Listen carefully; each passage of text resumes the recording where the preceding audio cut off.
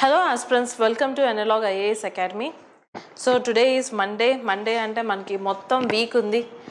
So Monday యాక్టివ్గా ఉంటే మొత్తం వీక్ యాక్టివ్గా ఉంటారని చెప్పేసి మనకి చాలా సందర్భాల్లో చాలా మంది చెప్తూ ఉంటారు. So Monday as it is the starting of the whole week. So ఈరోజు మంచి ఎనర్జీతోటి ఉండండి సో దట్ ఎంటైర్ వీక్ కాస్త మంచి ఎనర్జీతో ఉంటారు. Okay, so you have to be stronger. ప్రతిసారి మీరు స్ట్రాంగ్గా ఉండాలి దాన్ యువర్ ఎక్స్క్యూజెస్ మనిషికి చాలా వస్తాయి, అది చాలా చాలా ఎక్కువగానే వస్తూ ఉంటాయి. కానీ ఎక్స్క్యూజెస్ అనేది స్ట్రాంగ్గా ఉంచుకోకండి. మీరు ఏదైతే సంకల్పం ఉందో what ever your thoughts, what ever you want achieve in your life, దాన్ని మాత్రమే స్ట్రాంగర్గా పెట్టుకోండి. సో ఈరోజు మనం చదువుకునే important current affairs, September 14th మనం చదువుకునే ఇంపార్టెంట్ కరెంట్ అఫైర్స్ ఏంటో చూద్దాం. Cross river gorilla. సో ఈ గొరిల్లా మనకి స్పీషీస్ ఇన్ ద న్యూస్ కింద మనకి ఇలాంటి కొన్ని మనం చదువుకోవాలి. Okay, so cross river gorilla గురించి మనం చదువుకుందాం. అండ్ మిజోరాంలో ఫస్ట్ రైల్వే లైన్ చాలా చాలా ఇంపార్టెంట్. నార్త్ ఈస్ట్లో మనకి కొన్ని ఈవెంట్స్ జరుగుతున్నాయి. ఫస్ట్ టైం మనకి ప్రైమ్ మినిస్టర్ నరేంద్ర మోదీ గారు మణిపూర్లో జరిగిన సంఘటనల తర్వాత ఆయన వెళ్ళారు. సో నార్త్ ఈస్ట్కి సంబంధించిన ఏదైనా న్యూస్ ఉంటే దాన్ని మిస్ చేయకుండా డెఫినెట్లీ చదవండి. ఇంకా నెక్స్ట్ మనకి India's urban sustainability and SDG 11 sustainability goal గురించి. ఇది మనకి సస్టైనబుల్ డెవలప్మెంట్ గోల్స్ ఏవైతే ఉన్నాయో ఇవి మనకి బోత్ ద స్టేట్ PSCs అంటే అది TGPSC కానీ స్టేట్ PSC కానీ ఈ రెండింటి కూడా చాలా చాలా ఇంపార్టెంట్ అవుతాయి. ఆ తర్వాత మనకి ఎక్సాటిక్ యూస్టోమా బ్లూమ్స్ ఇన్ ఒడిస్సా. ఇది ఒక ఫ్లవర్ అనమాట. ఈ ఫ్లవర్ మనకి యాన్యువల్గా బ్లూమ్ అవుతూ ఉంటుంది. ఇది ఒడిస్సాలో మనకి ఇది బ్లూమ్ అయింది.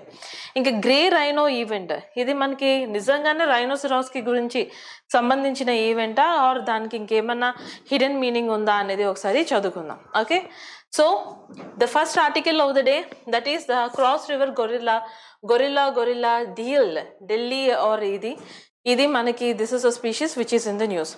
సో ఒకసారి మనం చదువుకుందాం ఇది ఎందుకు న్యూస్లో ఉందని. దీని సైంటిఫిక్ నేమ్ వచ్చేసి గొరిల్లా ఢిల్లీ.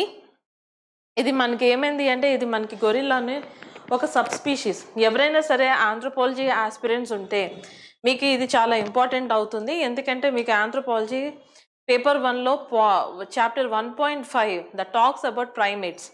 సో గొరిల్లా కూడా ప్రైమేట్స్ కింద వస్తుంది కాబట్టి ఈ ఆర్టికల్ మీకు ఇంపార్టెంట్ ఉంటుంది మనకి. అంతేకాకుండా ప్రిలిమ్స్ పాయింట్ ఆఫ్ వ్యూలో మనం చూసుకుంటే ఇలాంటి ఫ్యాక్చువల్ ఇన్ఫర్మేషన్ చాలాసార్లు మనకి న్యూస్ ఆర్టికల్స్లో వస్తూ ఉంటాయి. ఓకే, సో ఇది మనకి నైజీరియా కెమెరూన్ బార్డర్లో మనకి ఏమైంది అంటే కనిపించింది అన్నమాట. క్రాస్ సనగా వైకో కోస్ట్ ఫారెస్ట్ ఎక్కో రీజియన్లో మనకి ఈ స్పీషీస్ అనేది కనిపించింది. ఇంకా దీని పాపులేషన్ ప్రపంచవ్యాప్తంగా మనం చూసుకుంటే 300 మాత్రమే బతికి ఉన్నాయన్నమాట వైల్డ్లో. ఓకే, వైల్డ్లో 300 మాత్రమే బతుకున్నాయి. అంటే వైల్డ్లోనే 300 అంటే మిగతా ప్లేసెస్లో అంటే for an example national parks ఇలాంటి వాటిల్లో కూడా వీటి పాపులేషన్ ఉండుండొచ్చు. కానీ వైల్డ్లో మాత్రం మొత్తం 300 అంటే ఫారెస్ట్లో ఫ్రీగా 300 ఉన్నాయన్నమాట. So one of the endangered species in the గొరిల్లానే మనకి కొన్ని సబ్ స్పీషీస్, దాంట్లో ఎండేంజర్డ్ సబ్ స్పీషీస్. ఇంకా దీన్ని మనం ఏమని కన్సిడర్ చేస్తామంటే ఎండేంజర్డ్ ప్రైమేట్ ఇన్ ఆఫ్రికా. నేను ఆల్రెడీ చెప్పాను కదా మనకి గొరిల్లాస్ కానీ చింపాంజీస్ కానీ బోనెబోస్ కానీ మంకీస్ కానీ లంగూర్స్ ఇవన్నీ కూడా మనకి ఏమవుతాయంటే ప్రైమేట్స్ కేటగిరీ కింద వస్తాయి.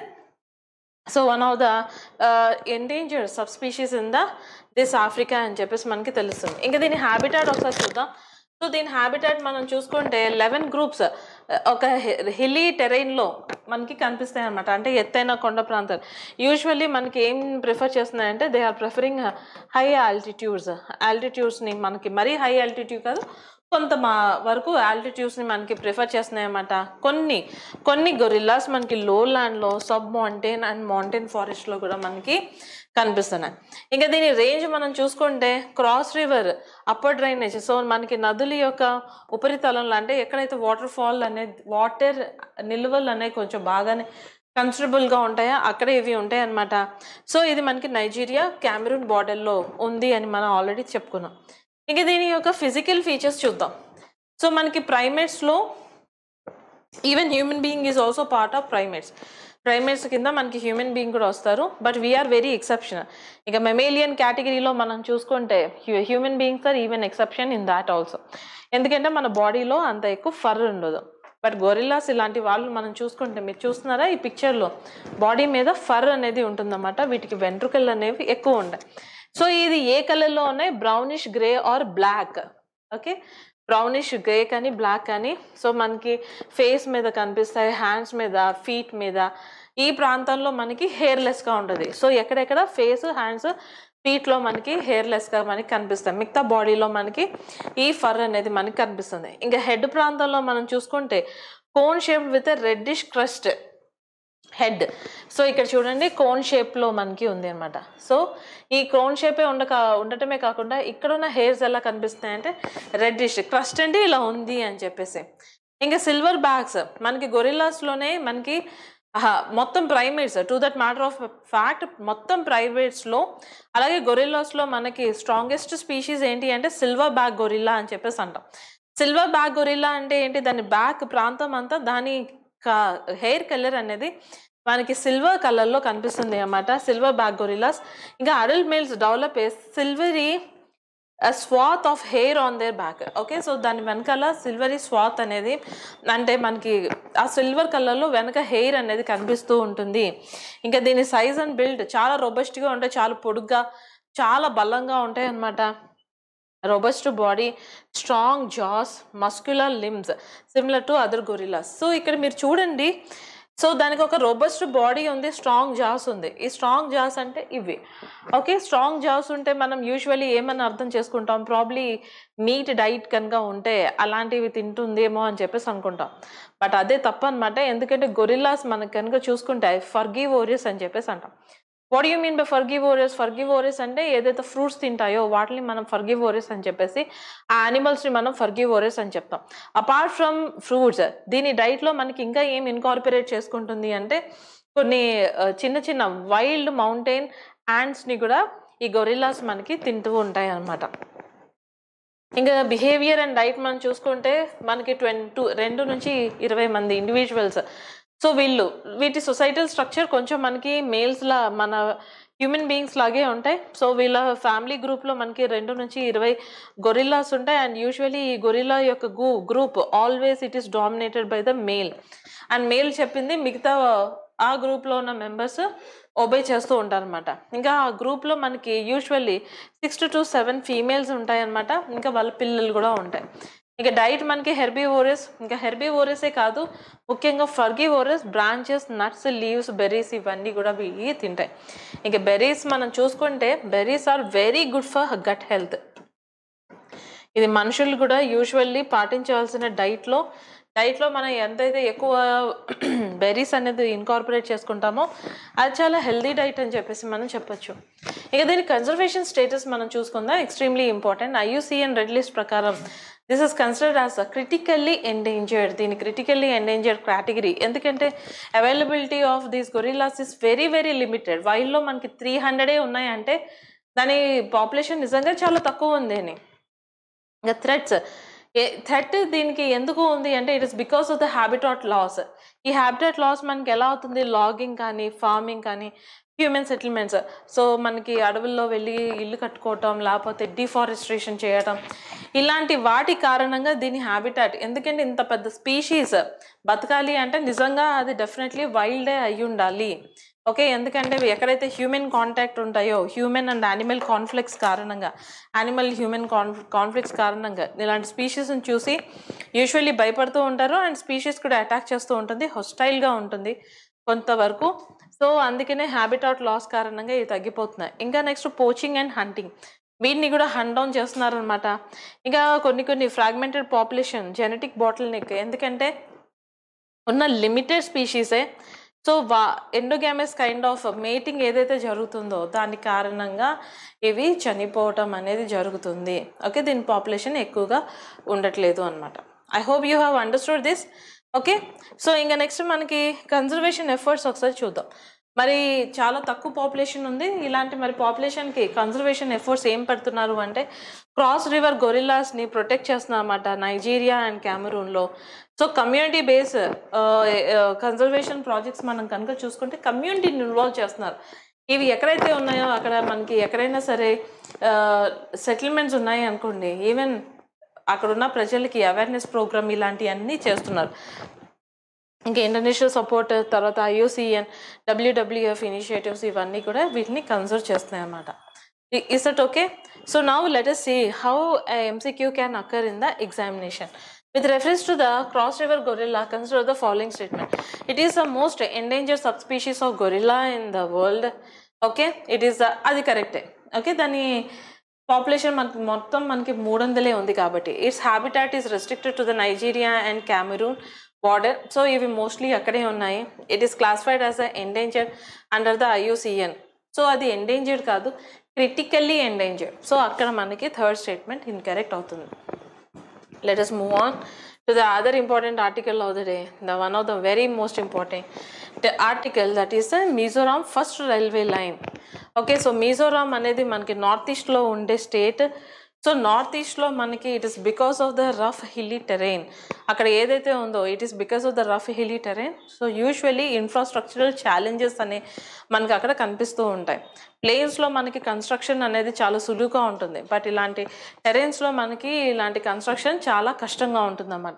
సో మిజోరాంలో ఫస్ట్ రైల్వే లైన్ అనేది వచ్చింది బైరబీ సాయిరాంగ్ బ్రాడ్ గేజ్ 51.38 కిలోమీటర్స్. ఇది మనకి 2025లో ఇనాగ్రేట్ చేశారు. ఇంక ఈ ప్రాజెక్ట్ టోటల్ కాస్ట్ మనం కనుక చూసుకుంటే 8,070 crores. ఇలాంటి ఇచ్చినప్పుడు మీకు ఏమవుతుంది అంటే ఆ రైల్వే లైన్ అది బ్రాడ్ గేజా మీటర్ గేజా ఇలాంటివన్నీ ఇంపార్టెంట్. ప్లేస్ కూడా మీరు గుర్తుపెట్టుకోవాలి, బైరబీ అండ్ సాయిరాంగ్. ఓకే, ఇంకా దానికి కాస్ట్ ఇవన్నీ మీకు అవసరం అవ్వవు.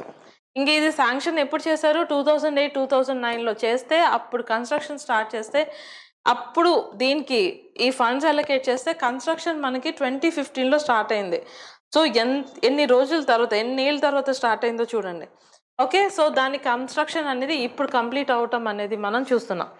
ఇంకా ఇంజనీరింగ్ మార్వెల్ అనమాట. సో ఇక్కడ మనకి మొత్తం 45 టన్నల్స్ అనేవి ఉన్నాయి, 55 మేజర్ బ్రిడ్జెస్ అనేవి ఉన్నాయి, తర్వాత 87 మైనర్ బ్రిడ్జెస్ అనేవి ఉన్నాయి. ఎందుకు ఇంత డిఫికల్ట్గా ఉంది? ఎందుకంటే మనకి నార్త్ ఈస్ట్లో హిమాలయాస్ అనేవి ఎక్కువగా ఉన్నాయి, నార్త్ ఈస్ట్ హిమాలయాస్ అని. సో అందుకనే మనకి ఎంత రఫ్ టెరైన్ కారణంగానే అక్కడ మనకి ఇలాంటి ఛాలెంజెస్ కనిపిస్తూ ఉంటాయి. ఇంకా 54% ఈ రూట్ అనేది మనకి ఏమవుతుంది అంటే టన్నల్స్ అండ్ బ్రిడ్జెస్ నుంచే పాస్ అవుతుంది. చూడండి, 54% వాళ్ళు కాన్స్టెంట్గా హిల్లీ టెరైన్ కనిపిస్తూ ఉంటుంది. ఇంకా బ్రిడ్జ్ నెంబర్ 144 దగ్గర సాయిరాంగ్ దగ్గర అయితే tallest pair railway bridge in India, 114 meters. ఇది మొత్తం రైల్వే బ్రిడ్జెస్లోనే మనకి ఎత్తైన రైల్వే బ్రిడ్జ్ అనమాట. ఇది మా కనిపిస్తుంది అన్నమాట, బ్రిడ్జ్ నెంబర్ 144. నెక్స్ట్, ఇది ఎందుకు మ్యాటర్ అంటే ఇది మనకి హిమాలయాస్ లాంటి టఫ్ జియాలజీ ఉన్న దగ్గర కూడా మనం ఎలాగా అక్కడ ఇవి కన్స్ట్రక్ట్ చేస్తున్నాం. ఎందుకంటే ఇక్కడ ఇన్ని బ్రిడ్జెస్, ఇన్ని టన్నల్స్ ఉన్నాయి కదా, ఇన్ని టన్నల్స్ బ్రిడ్జెస్ మనకి కన్స్ట్రక్ట్ చేసేటప్పుడు చాలా చాలా కష్టంగా అవుతుంది. ఎందుకంటే ఆ మిషనరీ కూడా అక్కడికి రీచ్ అవటం కష్టంగా ఉంటుంది. బట్ అలాంటి వాటిల దగ్గర కూడా వీళ్ళు ఇలాంటి రైల్వే బ్రిడ్జ్ని కన్స్ట్రక్ట్ చేశారు.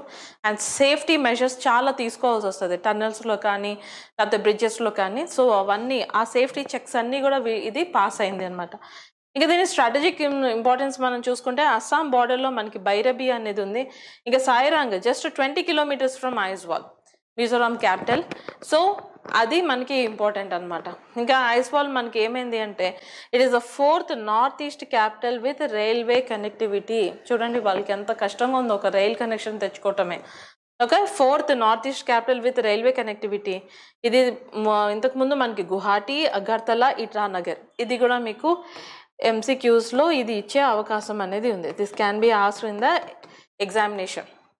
Okay, everything in this article is very important to you. ఇంకా దీనివల్ల బెనిఫిట్స్ ఏంటి? Logistics and transport, that definitely.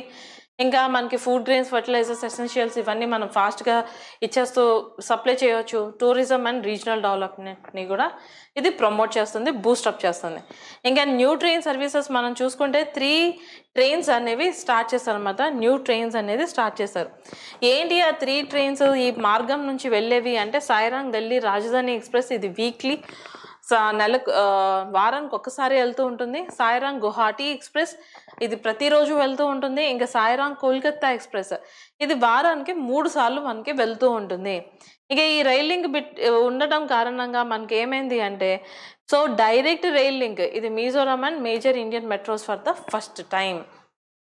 ఇంకా ఈ ఇన్ఫ్రాస్ట్రక్చర్ ప్రాజెక్ట్ ప్రైమ్ మినిస్టర్ మనకి ఏం చేశారు అంటే 9,000 crore projects along side railway ఇది మనకి అలొకేట్ చేశారు. ఇంకా 45 kilometers ఐజ్వాల్ బైపాస్ రోడ్. ఇంకా కీ రోడ్స్ మనం చూసుకుంటే తెన్స్వాల్, సైల్సుక్ అండ్ ఖన్వాన్ రోంగురా. ఇంకా చిమ్టీపూయి బిచ్. ఇది మనకి ఏమవుతుందంటే ఎలాంటి వెదర్ అయినా సరే ఆల్ వెదర్ని అంటే సమ్మర్, రైనీ సీజన్, వింటర్ ఇలాంటి అన్ని వెదర్స్ అప్పుడు కూడా ఈ కనెక్టివిటీ అనేది ఉంటుంది. Cross border trade, Kaladan and multi modal transit. ఇది చాలా చాలా important, Kaladan multi modal transit. ఇంకా అదర్ ప్రాజెక్ట్స్ మనం చూసుకుంటే LPG bottling plant, new sports facilities, educational institutions ఇవన్నీ కూడా ఈ రైల్ ప్రాజెక్ట్ కారణంగా ఇక్కడ మనకి డెవలప్ అవుతాయి. ఓకే, నెక్స్ట్ ఈ టాపిక్ మీద మనకి ఎలాంటి ఎంసీక్యూస్ రావచ్చు ఒకసారి చూద్దాం. With reference to the Mizoram's first railway line consider the following statements. The Bairabi Sairang line in Mizoram's first broad gauge railway project. So అది కరెక్టే కదా. Statement number 1 is correct. Bridge number 144 near Sairang is the tallest pure railway bridge in India. అది కూడా కరెక్టే, 114 meters. Aizawl is now the first north eastern state capital to be connected with railways. తప్పు కదా, ఇది మనకి 4th. ఇంకా మిగతాయి మనం చూసుకుంటే Guwahati, Agartala and Itanagar. Okay, so now let us understand about the other article of the day. So this is talking about India's urban sustainability and sustainable goal 11 గురించి మనకి మాట్లాడుతుంది. సస్టైనబుల్ గోల్స్ అన్నీ కూడా ఇంపార్టెంటే. ఇప్పుడు వరకు ఎవరైనా సరే బై హార్ట్ చేయకపోతే బై హార్ట్ చేయండి. ఇంకా దీని కాంటెక్స్ట్ ఇండియాస్ మనకి ర్యాంకింగ్ సస్టైనబుల్ డెవలప్మెంట్ రిపోర్ట్ 2025 మనకి ఏమని చెప్తుంది అంటే ఇది మనకి 99th అమాంగ్ 167 కంట్రీస్. మొత్తం 167 కంట్రీస్లో మన ర్యాంకింగ్ ఎంత ఉంది? 99 అనేది ఉంది. ఓకే, సస్టైనబుల్ డెవలప్మెంట్ రిపోర్ట్ ప్రకారం. ఇంపార్టెంట్, చాలా ఇంపార్టెంట్. ఈ సస్టైనబుల్ డెవలప్మెంట్ రిపోర్ట్ ప్రకారం ఇండియా యొక్క ర్యాంకింగ్ ఎంత అని చెప్పేసి అడుగుతారు. ఓకే, ఇంకా అర్బన్ సస్టైనబిలిటీలో మనం చూసుకుంటే SDG 11 ఏం మాట్లాడుతుంది? అర్బన్ సస్టైనబిలిటీ గురించి మాట్లాడుతుంది. ఇది మనకి ఇప్పటికీ కూడా మేజర్ ఛాలెంజ్ అనేది ఉంది. ఎందుకు మేజర్ ఛాలెంజ్ ఉంది? అర్బన్ ఏరియాస్లోకి మనకి large influx of population usually comes on daily basis. గ్రామాల నుంచి, ప్లేసెస్ నుంచి for the better employment opportunities. దీనికోసం మనకి సిటీస్లోకి చాలా పాపులేషన్ వచ్చేస్తూ ఉంటుంది. సో సిటీస్ మనకి ఏమవుతున్నాయంటే అవి ఎక్స్పాండ్ అయిపోతుంది, ఎందుకంటే మనకి అంత పాపులేషన్ ఇన్ఫ్లక్స్ అనేది ఉంది. సో అందుకే యూజువల్లీ మనకి SDG 11ని ఇంప్లిమెంట్ చేయడంలో కొన్ని ఛాలెంజెస్ అనేవి ఉన్నాయన్నమాట. ఇది మేజర్ ఛాలెంజ్గా నిలబడుతుంది. ఇది ఏం చేస్తుంది అంటే సిటీస్ని మనం ఇంక్లూజివ్, సేఫ్, రెసిలియంట్ అండ్ సస్టైనబుల్గా మనం చెయ్యాలి. సో నిన్న లాస్ట్ నైట్ ఏమైంది అంటే మనకి ఇక్కడ హెవీ రెయిన్ఫాల్ అనేది జరిగింది. ఇంకా మీకు తెలుసా ఈ అశోక్ నగర్ లైన్లో మనకి ఆల్మోస్ట్ నీస్ దాటి అంత వాటర్ అనేది వచ్చింది. ఇది ఛాలెంజే అవునా కాదా? చాలా పెద్ద ఛాలెంజ్ ఇది. ఓకే, సో అందుకే మనం ఏం చేయాలి? రెసిలియంట్గా, అది ఎటువంటి ఆల్ వెదర్ కండిషన్స్ని స్యూట్ అయ్యేలాగా, ఇంక్లూజివ్గా, సేఫ్గా, సస్టైనబుల్గా మనం చేయాలి. సేఫ్టీ ఈజ్ వెరీ ఇంపార్టెంట్, సస్టైనబుల్గా కూడా మనం చూడటం అనేది ఇంపార్టెంట్. ఇక ఇండియా పర్ఫార్మెన్స్ మనం ఏం ఇండికేటర్స్, ఈ SDG 11లో ఏం ఇండికేటర్స్ చూసుకుంటారంటే స్లమ్ పాపులేషన్ యొక్క ప్రపోర్షన్ని. ఒక సిటీలో మనకి సమ్ పాపులేషన్ ఎక్కువ ఉంది అంటే అప్పుడు మనకి అది ఆ సిటీ మీద చాలా వర్క్ చేయాల్సిన పరిస్థితి. ఇంకా ఎయిర్ పొల్యూషన్, పార్టికల్ మ్యాటర్ మనకి 2.5 levels. ఇది చాలా ఇంపార్టెంట్, ఎందుకంటే మనకి సిటీస్ దగ్గర మనకి చాలా ఇండస్ట్రీస్ ఉంటాయి. అంతేకాకుండా ఈ వెహికల్స్ కారణంగా చాలా పొల్యూషన్ అనేది ఉంటుంది. ఇంకా యాక్సెస్ టు ద పైప్ వాటర్కి వాళ్ళకి యాక్సెస్ ఉందా, పబ్లిక్ ట్రాన్స్పోర్ట్ అవైలబిలిటీ, వీటన్నిటిని కూడా కన్సిడర్ చేస్తారు. ఇక సమ్ పాపులేషన్ అండ్ పొల్యూషన్ మనం చూసుకుంటే ప్రోగ్రెస్ హ్యాస్ స్టాగ్నేటెడ్. ఇది మనం కాన్సన్ట్రేట్ చేయాల్సిన విషయం అనమాట. ఇక access to the pipe water decline in 2025. మనం కనుక అర్బన్ హౌస్ హోల్డ్లో మనం చూసుకుంటే 65% పీపుల్కి మాత్రమే వాళ్ళ ఇంట్లో పైపులు ఉండటం అనేది జరుగుతుంది. ఇంకా వాటర్ సప్లై అనేది ఇప్పటికీ మనకి ఇర్రెగ్యులర్గా, ఇంకా పోర్ ఇన్ క్వాలిటీ ఉంది. అంటే 3 రోజులకు ఒకసారి, 4 రోజులకు ఒకసారి ఇలాంటి ఛాలెంజెస్ ఒక పర్టికులర్ టైంలో రావటం. ఇంకా ఎగ్జాంపుల్ ముంబై మనకి ఏమవుతుందంటే ఇది water supply for just 5 hours a day, రోజుకి వచ్చి 5 గంటలు మాత్రమే వీళ్ళకి కనిపిస్తుంది. ఇంకా చాలా ఇళ్లలో మనం చూసుకుంటే ట్రీట్ వాటర్ బిఫోర్ యూజ్. వాళ్ళు వాటర్ని యూజ్ చేసే ముందు దాన్ని కొన్ని ప్లాంట్స్లో ట్రీట్ చేయాల్సి ఉంటుంది, ఎందుకంటే ఆ వాటర్ అనేది అంత కలుషితంగా ఉండటం అనేది జరుగుతుంది. కంటామినేషన్ రిస్క్ దాని నుంచి చాలా ఎక్కువగా ఉన్నాయి అన్నమాట. ఇంకా అర్బన్ స్లమ్స్లో మనం చూసుకుంటే వాళ్ళ యొక్క లివింగ్ కండిషన్ ఒక్క ఇంట్లోనే, ఒక చిన్న ఇంట్లోనే 25 to 20 మెంబర్స్ ఇలా ఉంటారు. Half of the slum household live in inadequate and non pucca houses. వాళ్ళ ఇల్లు కొంచెం వర్షానికి కూలిపోవటం, చిన్న ఇంట్లో చాలా ఎక్కువ మంది ఉండటం, ఇవి వాళ్ళకి ప్రాపర్ వెంటిలేషన్ ఉండదు. ఇంకా వాటర్ సప్లై మనం చూసుకుంటే గవర్నమెంట్ నార్మ్స్ ఏమని చెప్తుంది, సో ప్రతిరోజు మనకి 135 లీటర్స్ అనేవి పర్ క్యాపిటల్ మనకి. నెక్స్ట్ మనకి పర్ క్యాపిటా ముంబై స్లమ్స్లో మనకి 45 లీటర్స్ మాత్రమే దొరుకుతుంది. ఇంకా residents often pay 30 times more for a tank. So 30 times అంటే ఇప్పుడు వరకు ఒక లీటర్ని మనకి ₹1 ఇస్తున్నారు అనుకోండి, ఇది మనకి ఇంటూ 30 times ఇంత వీళ్ళు పే చేస్తున్నారు అనమాట స్లమ్స్లో. It is because of the dearth of the water resources. So ఇప్పుడు మీ అభిప్రాయం చెప్పండి, మన అర్బన్ ప్లానింగ్ మీద ఫోకస్ చేయాల్సిన అవసరం ఉందా లేదా? డెఫినెట్లీ ఉంది. అర్బన్ ప్లానింగ్ మీద మనం చాలా ఫోకస్ చేయాలి. ఎందుకంటే అక్కడ పాపులేషన్ కొంచెం వల్నరబుల్గా ఉంటారు, ఫాస్ట్ డిసీజ్ స్ప్రెడ్ కానీ ఇలాంటి వాటికి. సో వీటి మీద డెఫినెట్గా కొన్ని నార్మ్స్ తీసుకుని రావాలి. At the same time urban infrastructure గురించి మనం మాట్లాడితే మనకి నెక్స్ట్ 60-70 ఇయర్స్కి పాపులేషన్ ఎంత పెరుగుతుందో దాన్ని ఎస్టిమేట్ చేసి అలాంటి ఇన్ఫ్రాస్ట్రక్చర్ని డెవలప్ చేయాలి. ఇంకా పక్కా హౌసెస్ గవర్నమెంట్ ఇంటర్వీన్ అయ్యి ప్రతి ఒక్కరికి ఒక పక్కా హౌస్ కట్టించే ఒక ప్రామిస్ని అయితే చేయాల్సి ఉంటుంది. Is it okay? So now let us understand how an MCQ can come from this point. With reference to the India's performance on the SDG 11, consider the following statements. India's access to the pipe water in the urban households improved significantly in 2025. లేదు, సిగ్నిఫికెంట్గా ఏమీ అవ్వలేదు, decline అయిందని మనం చెప్పుకున్నాం. Nearly half of slum household in India live in inadequate housing. అది కూడా కరెక్టే.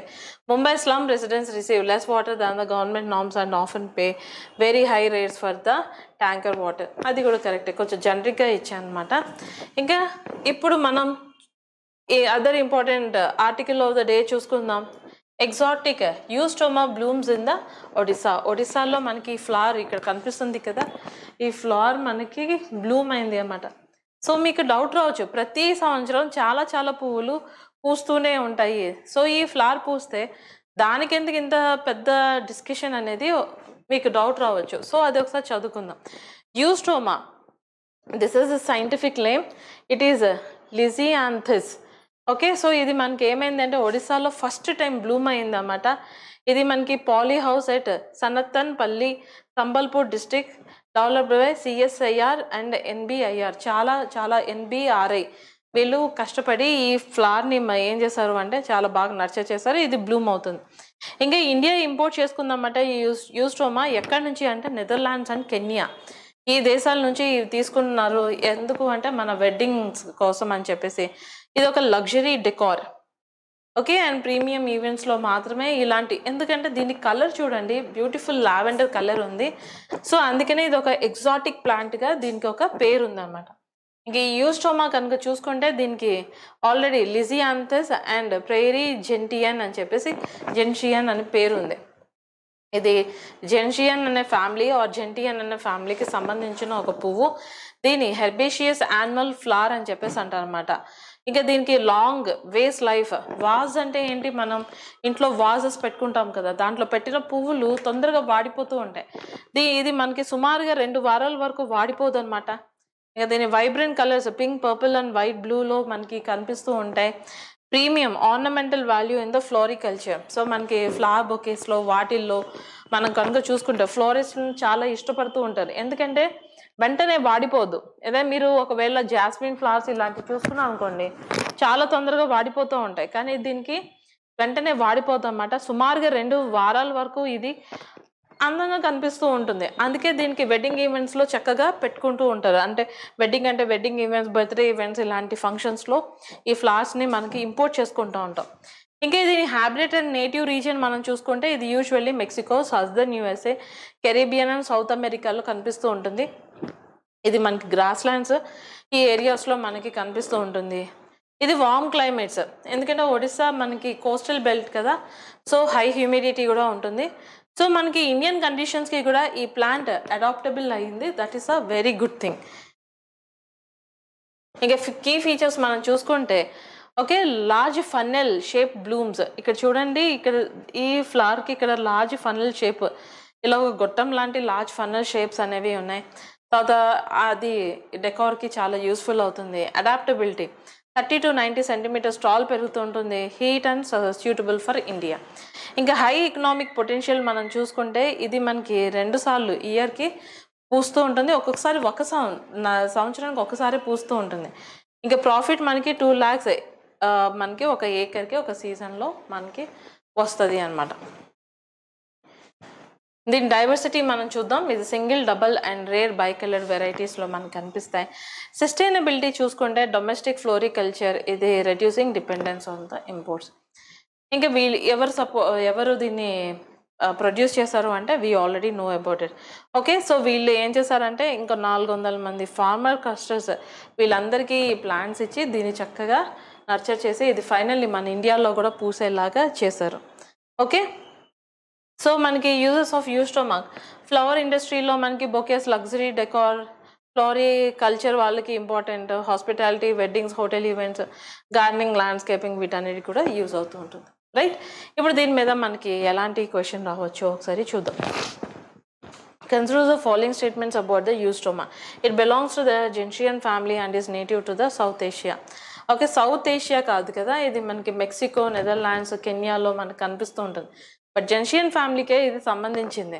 It is also known as lisianthus and prairie gentian, అది కరెక్టే. ఇంకా next, it can be cultivated in the India's warm climate with high profitability potential. They have proved it correct.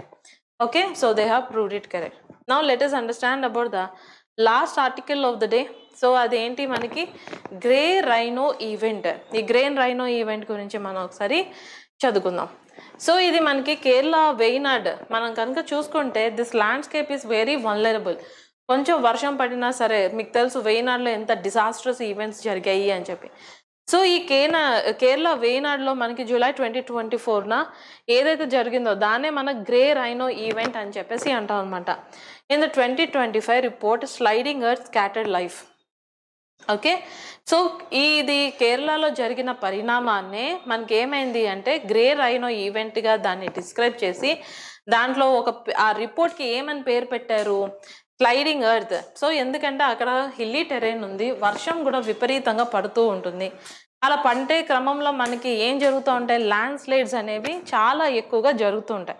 And we know that area is prone to this kind of things అని చెప్పేసి. Okay, so మనకి policy makers ఏం చేశారు, ఈ ecological ఫ్రెజైలిటీని ignore చేశారు. అంటే ఎక్కడైతే మనకి ల్యాండ్ స్లైడ్స్ అనేవి బాగా ఎక్కువగా జరుగుతాయో అలాంటి వాటికి మనం ఏం చేయాలి, దానికి రెసిలియంట్గా ఉండే ఇన్ఫ్రాస్ట్రక్చర్ని మనం డెవలప్ చేసుకోవాల్సి ఉంటుంది. వీటన్నిటిని వాళ్ళు ఏం చేశారంటే ఇగ్నోర్ చేశారు. రెయిన్ఫాల్ వార్నింగ్స్ని ఇగ్నోర్ చేశారు. క్లియర్ ఎవిడెన్స్ ఉన్నా సరే ఇగ్నోర్ చేయటం అనేది జరిగింది. ఏమనుకున్నారు, ఓకే ఇప్పుడు వరకు ఇదైతే జరిగింది, తర్వాత సెట్ అయిపోతుంది అని చెప్పేసి. For an example, last night we were stranded, వర్షం పడుతుంది, I went out for something, తర్వాత కొంచెం వర్షం స్టార్ట్ అయింది. స్టార్ట్ అవుతే వీ వెయిటెడ్ దేర్, ఇక తగ్గిపోతుంది అని చెప్పి. ఆ తర్వాత అది హెవీ రెయిన్ఫాల్గా అయిపోయింది. ఎంత రెయిన్ఫాల్గా అయిపోయింది అంటే నీస్ కంటే ఎబో కూడా మనకి ఏమైంది అంటే వాటర్ అనేది వచ్చేసింది అనమాట. ఓకే, సో అంటే మనకు అక్కడ వర్షం పడుతుంది ఇలా జరుగుతుందని తెలిసి కూడా మనకి దానికి రెసిలియంట్గా ఇన్ఫ్రాస్ట్రక్చర్ని మనం డెవలప్ చేసుకోకపోవటం అనేది తప్పు. ఆ వార్నింగ్ సైన్స్ని ఇగ్నోర్ చేయటం అనేది అన్నిటికంటే పెద్ద తప్పు. ఓకే, సో ఈ గ్రెయిన్ రైనో మనం చూసుకుంటే ఒక హై ఇంపాక్ట్ ఈవెంట్, అది హై ప్రాబబుల్ జరుగుతుంది అని మనకి తెలుసు. కొంత ప్రిడిక్ట్ చేయొచ్చు మనం, we can actually predict.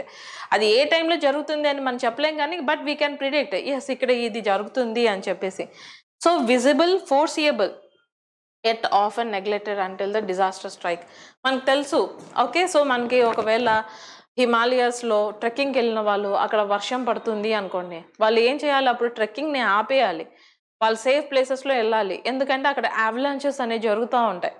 Okay, ఇలాంటి మళ్ళీ అంతేకాకుండా ఈ వీటిలో నడిచేటప్పుడు ఒక్కొక్కసారి మనకి ఎర్త్క్వేక్స్ వస్తూ ఉంటాయి.